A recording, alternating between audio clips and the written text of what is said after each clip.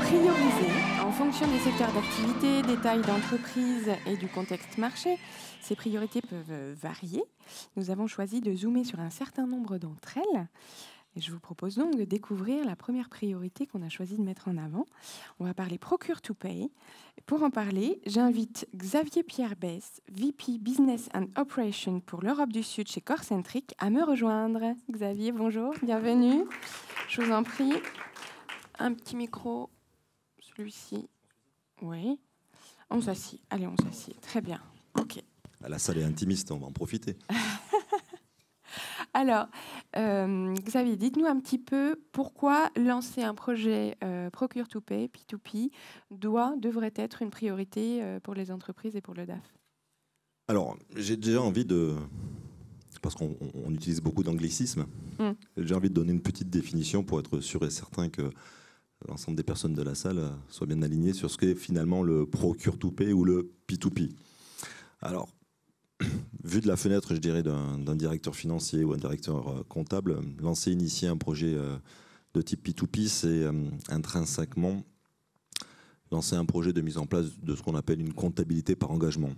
Alors, il y a une forte connotation autour donc, de la digitalisation, c'est un petit peu à la mode en ce moment.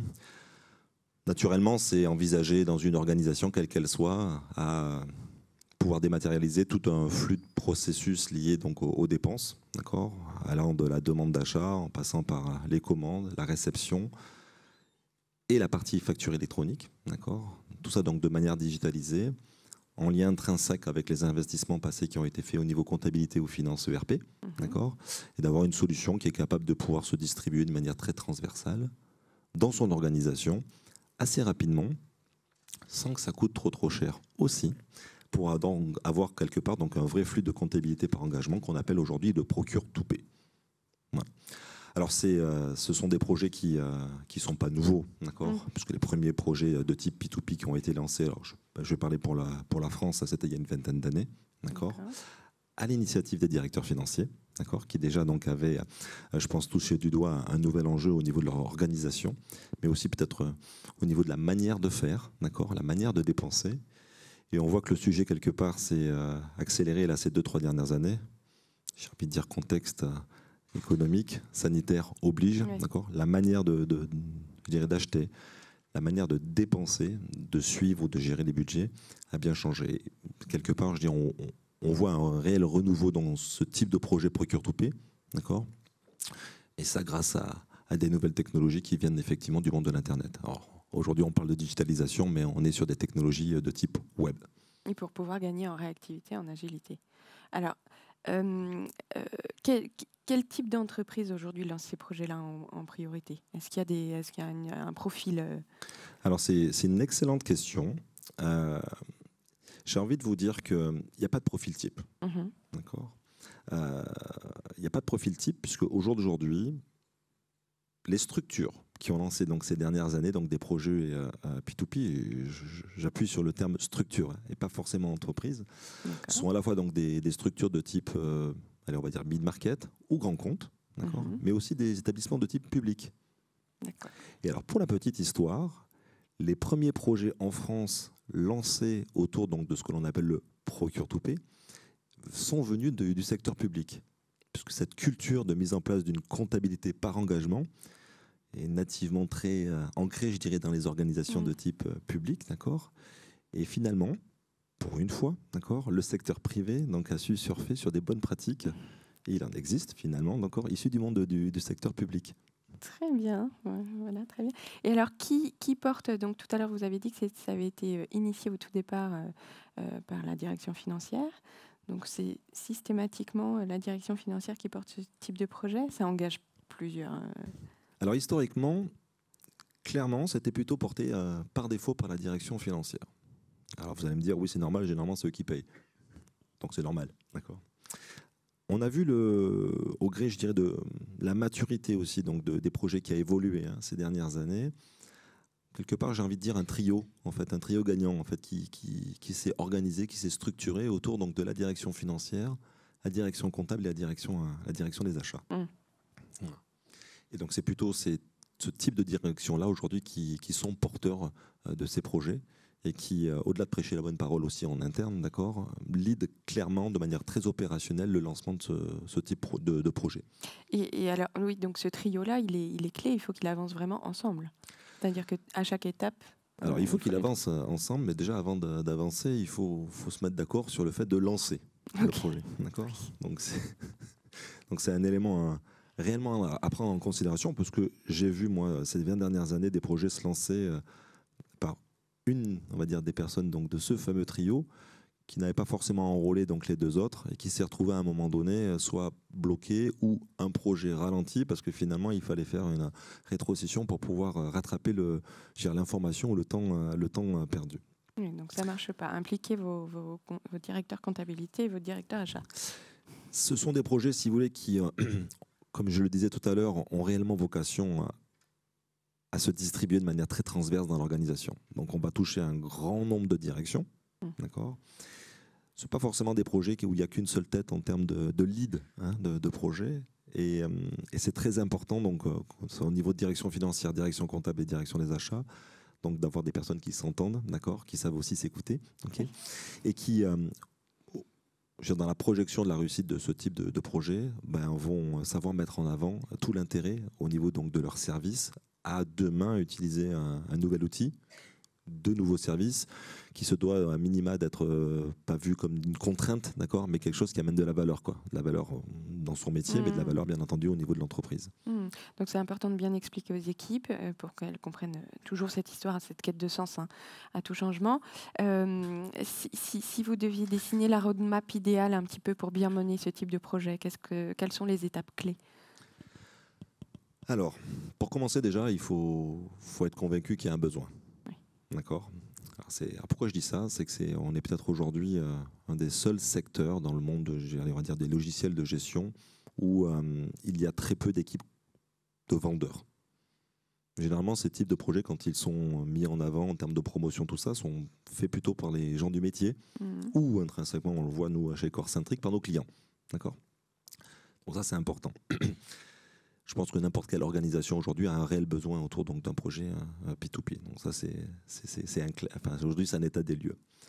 À côté de ça, quand on souhaite lancer donc un projet P2P, il y a une vraie prise de conscience et une vraie analyse à mettre en place.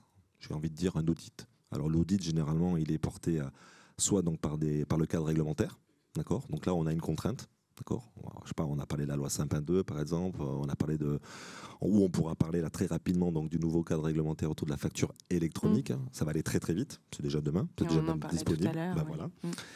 Donc c'est vraiment une approche quelque part, je dirais, d'état des lieux. Donc je fais un audit. Je fais un audit au niveau finance, je fais un audit au niveau achat, au niveau comptable, et j'essaie de mettre en exergue quelque part les éléments où il y a des lacunes. D'accord. Il y a des contraintes et comment donc finalement une solution ou un projet P2P donc pourrait répondre à toute ou partie de ces lacunes. Alors ça, c'est un élément très important. Généralement, cette étape d'audit est aussi une étape, j'ai envie de dire, de fédératrice. Donc au niveau à la fois de l'entreprise, d'accord, parce qu'on commence à parler donc du projet, mais fédératrice au niveau aussi des directions. La deuxième étape, c'est le projet est lancé. Alors, pendant le projet, là, il y a on va dire une vraie méthodologie aujourd'hui qui est éprouvée, d'accord. Il faut continuer à enrôler les équipes, d'accord. C'est pas un projet où l'entreprise impose une nouvelle solution, un nouveau logiciel comme on peut le voir souvent dans les projets ERP. Non, on est plutôt dans un esprit où on va quelque part trouver des acteurs ou des utilisateurs clés, d'accord, qui vont quelque part être convaincus, bien entendu, de l'intérêt de ce type de solution ou de service, et qui vont être les porteurs du paramétrage de la solution dans l'organisation, avec les spécificités qui, dans certains cas, quand on parle de compta par engagement ou de gestion des dépenses, elle est très particulière sur une division, sur une région, sur un pays. D'accord. Donc on n'est pas du tout sur l'approche d'un ERP où on fait un corps modèle et on pousse le corps modèle à toute l'organisation. Là, on a suffisamment de flexibilité pour pouvoir, quelque part, au gré du paramétrage donc, de ce type de projet, accélérer l'adhésion, d'accord, et donner au fur et à mesure du service et faire en sorte que ce service soit réellement utilisé et créer du succès. Et adapté au fonctionnement du service. Exactement. Voilà. Donc plus que des sponsors, c'est des porteurs formateurs presque. C'est eux qui vont... C'est une très bonne remarque. On appelle ça chez nous les key users. Et les key users sont les gens du métier. Voilà. Alors, ce qui est assez intéressant et original, c'est que pour un même secteur d'activité, pour deux entreprises différentes, on va avoir potentiellement des key users qui vont avoir des profils différents. Certains vont être plutôt contrôle de gestion, dans d'autres cas, ils vont être plutôt achat, d'autres plutôt finance. Mais trouver le bon key user quelque part, ou les bons key users, c'est un élément important réellement de réussite de ce type de projet. D'accord. Est-ce qu'il y a, vous avez mené beaucoup de projets de ce type-là, est-ce qu'il y a vraiment une erreur à ne surtout pas commettre pour bien conduire ce type de projet? Un piège dans lequel on tombe souvent Alors, effectivement, alors ça fait plus de 20 ans, je fais ce type de projet, j'en ai vu effectivement donc des projets se lancer, jamais se planter, si je peux me permettre, ça c'est important. C'est important, d'accord. Oui, complètement. Avec donc des projets où effectivement il y a eu des... Il y a une vraie composante humaine dans le cadre de ces projets-là. À partir du moment où on parle de transversalité des services dans l'organisation, donc intrinsèquement on parle de solutions qui sont dans certains cas déployées à un grand nombre d'utilisateurs. On parlera de centaines, plusieurs centaines, voire plusieurs milliers pour certains de nos clients. Un des éléments réellement importants, c'est dès le démarrage, c'est d'avoir bien enrôlé les bonnes personnes. Alors, déjà, les bonnes personnes, c'est au niveau des sponsors. On en parlait tout à l'heure, direction financière, direction comptable, direction achat. Et pendant le projet, c'est d'avoir bien identifié les bons key users, voilà, ceux qui vont réellement porter à bout de bras, j'ai envie de dire, donc le projet dans l'organisation, à la fois dans le cadre du projet, dans son paramétrage, mais aussi dans la vie courante. Parce que ce sont des solutions, des projets qui vivent dans le temps, qui vivent parce que l'organisation, elle évolue. La croissance externe, des modifications organisationnelles. On passe d'un modèle, je sais pas moi, centralisé à un modèle décentralisé ou à un modèle hybride, d'accord. Et donc ça, il faut être suffisamment, je veux dire, adaptatif, d'accord, en termes de intellectuel et de personnalité. Suffisamment agile. L'agilité, exactement, pour pouvoir donc derrière faire en sorte que l'investissement d'hier soit pérenne dans le temps, puisqu'on est sur des solutions généralement qui sont déployées pour plusieurs années. En termes d'impact positif, très concrètement, qu'est-ce que ça génère comme effet immédiat ou à plus ou moins long terme d'ailleurs? Alors, le mot-clé là qui me vient à l'esprit, c'est une fois de plus, c'est la notion de service. C'est je donne un service à mon organisation. D'accord. Alors souvent on parle de direction financière ou de direction achat, mais on a aussi un service financier et un service achat. Cette composante de service, pour moi, j'y suis particulièrement attaché parce que mettre en place une solution pour mettre en place une solution, je pense que tout le monde, à un moment donné, sait le faire. Mettre en place une solution pour offrir du service à forte valeur ajoutée dans l'organisation et faire en sorte que ça crée de la valeur aussi pour la personne, pour le salarié et l'entreprise, c'est beaucoup plus compliqué. D'accord. Donc ça, c'est un élément pour moi qui est important. Dans les écueils, je pense que la phase amont d'audit, d'analyse est importante. Parce qu'au-delà d'enrôler des personnes, d'accord, il faut pouvoir définir de manière très objective ce qu'on appelle chez nous les KPI, les indicateurs clés du succès du projet qu'on va lancer. Alors, ces indicateurs, ils ne sont pas forcément que économiques. D'accord. C'est est-ce qu'on va améliorer le flux de processus entre les demandes, les commandes et les réceptions? Est-ce qu'on va réduire de manière drastique les litiges? Est-ce qu'on va améliorer la relation avec les fournisseurs? Ça, c'est un sujet important aujourd'hui dans le cadre donc, du contexte de ce que l'on vit là avec le Covid et le post-Covid. Donc voilà, pour moi, quelques éléments vraiment qui ressortent, c'est ça.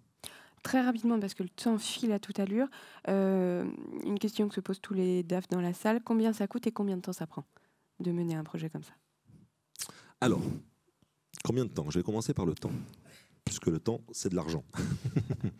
En moyenne, un projet P2P, entre le moment où vous lancez le projet, donc l'étude, l'analyse, et puis le moment où c'est en production, il faut compter 6 mois. Ceux qui vous disent moins, c'est des menteurs. Donc 6 mois, c'est très bien. D'accord. On a fait des projets plus rapides, mais 6 mois, ça me paraît une bonne moyenne. En termes de coût, aujourd'hui, on est sur des solutions qui sont mises à disposition sur des modèles SaaS cloud. Donc il y a un coût récurrent de services logiciels à l'année, à l'usage. Okay. En grosso modo, ça oscille entre aujourd'hui 40 000 euros par an, d'accord, et 500 000 euros par an. Pour donner une fourchette en fonction de la taille de l'entreprise. Grosse fourchette. C'est une grosse fourchette, oui, parce qu'on a dans nos clients des clients qui ont 50 utilisateurs, et le plus gros, il en a 23 000. 23 pays.